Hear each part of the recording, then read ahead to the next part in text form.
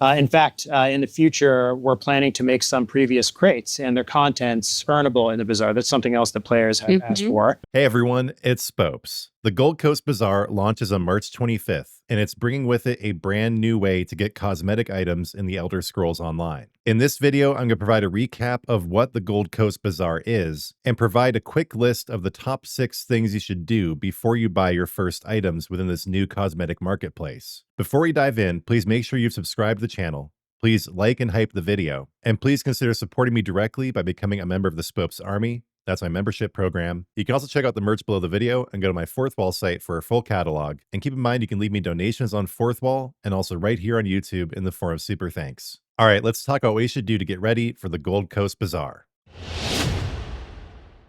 First, a bit of a recap. The Gold Coast Bazaar was first announced during the 2026 reveal stream conducted by some of the developers of the Elder Scrolls Online. During this stream, we learned the Gold Coast Bazaar is a brand new marketplace accessed directly through the UI that's going to include both brand new cosmetic rewards alongside a whole host of rewards that were previously gated behind specific events or were otherwise only available during a particular time during the Elder Scrolls Online's long history. When it launches on the 25th, the Gold Coast Bazaar is only going to contain a few Evergreen items, but a lot more are going to be added when Season 0 hits on April 2nd, and it's also going to include items from events as soon as that event is over. The Gold Coast Bazaar is the primary place you're going to be using trade bars. You're also going to be able to use this new replacement of event tickets at the Impresario and her assistant, also the Indrik vendor, but the main place you're going to dump all these trade bars you're getting through events, through the new PvP veterancy system, and through the Tamriel Tome system is in the Gold Coast Bazaar. Right when it launches, the Gold Coast Bazaar is going to contain a variety of Evergreen items that will be in the bazaar permanently. However, there are also going to be rewards that rotate on a periodic basis that at some point in the future are going to even include items from crown crates that we haven't seen in the game for a long time. The Gold Coast Bazaar is one of the primary components of this new push that the ESO dev team is embarking on to make the game more accessible and rewarding to players. And over the course of this video, I'm going to explain the top 6 things you should do to make sure you enjoy the Gold Coast Bazaar to its fullest possible extent.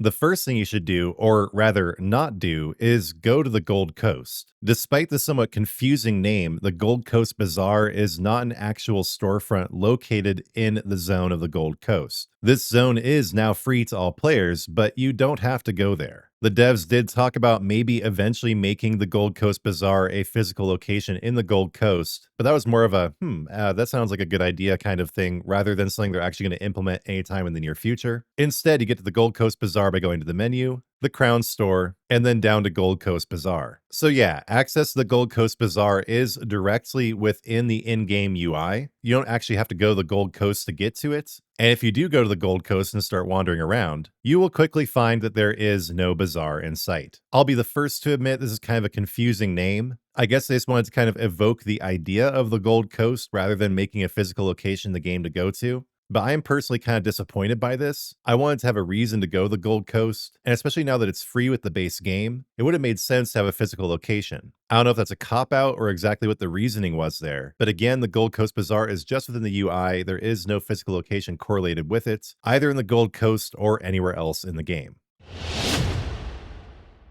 Next, it's important to understand what trade bars are, since they are the currency you're going to be using in the Gold Coast Bazaar. Trade bars essentially replace event tickets, but they also do a lot more than event tickets ever could. For starters, there is no cap on the number of trade bars you can hold. Famously, with event tickets, there was a cap of 12, meaning you had to use your event tickets as you got close to the cap or risk losing them. This is an annoying system that honestly seemed designed to send you to the Crown Store to buy them. But with trade bars, there's no limit on how many you can hold. You can just hoard them for as long as you want, until there's items in the Gold Coast Bazaar that you really want to get. One way the developers of the Elder Scrolls Online, ZOS, are surprising us by not being greedy is the fact that you cannot, even if you want to, buy trade bars in the Crown Store. These are purely an earnable currency, and that's one of the main ways they're different from event tickets. If you already had some event tickets before the update rolled out, don't worry, they're automatically converted into trade bars at a rate of 1 to 100. So for every event ticket, you get 100 trade bars, and the pricing of existing items in the shop has also been changed to match. Now, what we don't know is how the pricing of these previous limited time exclusive items will pan out. Some people are worried they're going to cost an exorbitant number of trade bars, but I honestly think we're going to have enough trade bars to go around. There's going to be multiple ways to earn them, which I'll get into later in the video. So even if items that were never available for event tickets but are now available in the Gold Coast Bazaar are very expensive,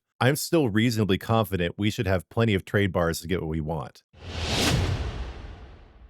Next, you should familiarize yourself with the Evergreen rewards that will be available in the Gold Coast Bazaar right off the bat. We don't know about everything yet, but we have received some information from ZOS themselves, and we have some more information from leaks. So what ZOS has told us is that some of the Evergreen rewards that are going to be available are the Grand Gallery of Tamriel home, which is a great home that if you don't have it, you should definitely pick up. The Dibella's Exaltation armor style, which came out last year and was only available for a limited time, and the Gold Road Recall customized action, which is a fan favorite, and many people have been upset they were not able to get this when it came out. Your chance is coming back. On top of that, we can learn some more about what's coming thanks to the hardworking folks at ESO Model Viewer. In the Update 49 data mined crown store leaks, there were a few items that definitely didn't seem like they belonged. In addition to the usual new stuff, we did also see some old things. Items people may have missed that they're definitely going to be excited are coming back. We're getting the Breton Hero, the Elven Hero, the Nord Hero, and the Molag Bal Harvester statues back that were previously only available through Golden Pursuits. It looks like right off the bat, you're also going to be able to get commendations for NPC guilds, such as the Fighters Guild, Mages Guild, and Undaunted, along with Impresario's group repair kits. The Kelasan Ruin House is also going to be available, alongside Kynareth's Icon of Storm Control, which allows you to control the weather in your house. The Golden Honor non-combat pet is also coming back, which is a little Gwar hatchling that has a Cadwell's hat on it. There'll be a couple other pets too, including the Ebony Dwarven Scarab and the Viridescent Dragon Frog. We already know that the missing Dragon Knight skill styles are coming into the shop as soon as the Gold Coast Bazaar launches, but it's possible this Namira's Hunger reverse slash skill style will also be in there, along with the Giuliano's Circle of Protection skill style. We know for a fact from the official blog article that a lot more items are going to be added to the Gold Coast Bazaar starting on April 2nd when Season 0 launches. But what's truly interesting is that during the 2026 reveal stream, Nick Giacomini, the new game director, did confirm that old Crown Crate items will also eventually be available in the Gold Coast Bazaar. In fact, in the future, we're planning to make some previous crates and their contents earnable in the Bazaar. That's something else that players have asked for. Yep. That's not going to be present in Season 0, but it'll likely be in the next season or the season after that. So we didn't mention what items or when. All we know is that this is not a Season 0 feature. The best we can hope is that these old Crown Crate items are going to come back sometime in Season 1 or 2. But with players often having to wait multiple years to get Crown Crate items back in the shop, this would be a great way for people to get their hands on Crown Crate rewards, first of all, without having to gamble, and also without having to wait until they come back in the rotation. The available inventory in the Gold Coast Bazaar is only going to expand over time, and certain items will be rotated out on a periodic basis. So some people are saying that this doesn't really get rid of FOMO, it just alleviates it a little bit. I suppose that's accurate, but I'd also say that it alleviates FOMO more than just a little bit. Many of these items you could not get at all, no matter how much you wanted them, and now at least there's a way to get them back, even if they're only going to rotate in on a periodic basis.